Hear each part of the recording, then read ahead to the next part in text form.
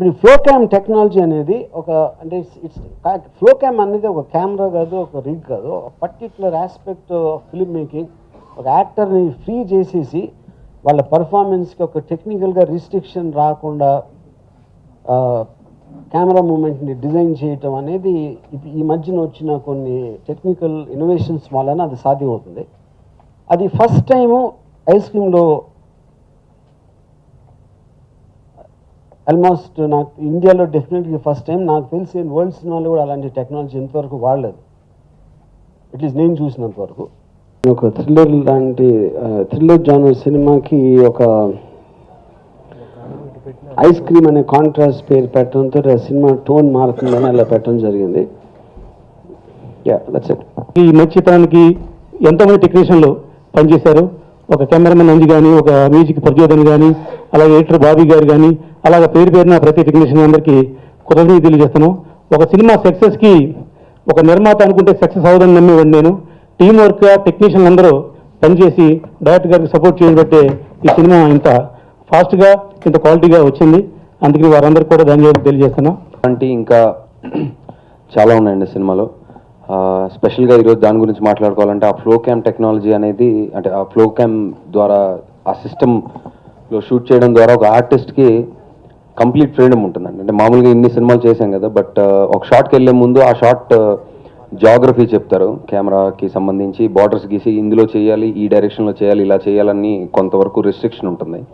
So ఈ సిస్టంలో ఏంటంటే ఈ సినిమాకి సంబంధించి first of all we are very lucky. నేను Tejaswi we are the first actors అనమాట ఈ సిస్టంలో పనిచేసిన యాక్టర్స్లో. So we been very lucky అని చెప్పాలి. అండ్ కంప్లీట్ ఫ్రీడమ్ ఉంది. అండ్ ఆల్సో ఇందాక మీరు చూస్తే ఆ షాట్లో మొత్తం ఇంట్లో ఎవరు లేరు. ఒక ఇంట్లో నిజంగా ఒక ఇద్దరు మనుషులుండి ఒక సంఘటన ఏదైనా జరిగితే వాళ్ళు ఎలా రియాక్ట్ అవుతారు అనేది సీన్ కానీ షార్ట్ కానీ అనుకుంటే, దానికి సంబంధించి యాక్టింగ్ అనేది యాక్టింగ్ కంటే డైరెక్ట్గా చేయడమే. అంటే మీరు చూస్తే అర్థమవుతుంది మీకు, మిగతా యూనిట్ కానీ ఎవరు లేరు, మొత్తం ఇల్లంతా ఇచ్చి మీరు యాక్ట్ చేయండి అన్నారు.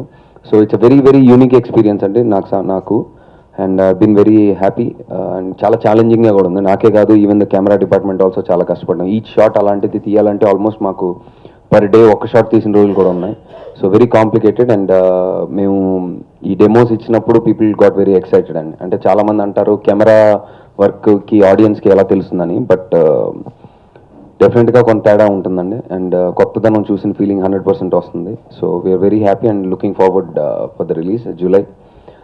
డబ్బింగ్ అయిపోయింది అండ్ పోస్ట్ ప్రొడక్షన్ వర్క్ జరుగుతుంది. సో మేము యాక్ట్ చేసినా మళ్ళీ మేము చూసేటప్పుడు ఆ తర్వాత సౌండ్ ఎఫెక్ట్స్ అవి పడ్డాక మాకే చాలా కొత్తగా అనిపిస్తుంది.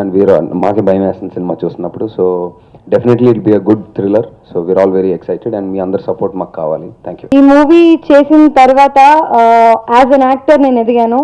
ఎందుకంటే నాకు camera just the cameraman and మేమిద్దరం ఇల్లంతా ఒక 3-4 times పరిగెత్తే వాళ్ళం అటు ఇటు, without even losing the expression and without even guidance. అంటే నాకు అసలు ఏం గైడెన్స్ లేకుండా ఏం చేయకుండా కెమెరా ఇచ్చేసి నీకు నచ్చింది చెయ్యి అని నాకు ఇచ్చిన ఫ్రీడమ్ అండ్ ఎవ్రీథింగ్ అదంతా రిఫ్లెక్ట్ అవుతుందండి స్క్రీన్ మీద.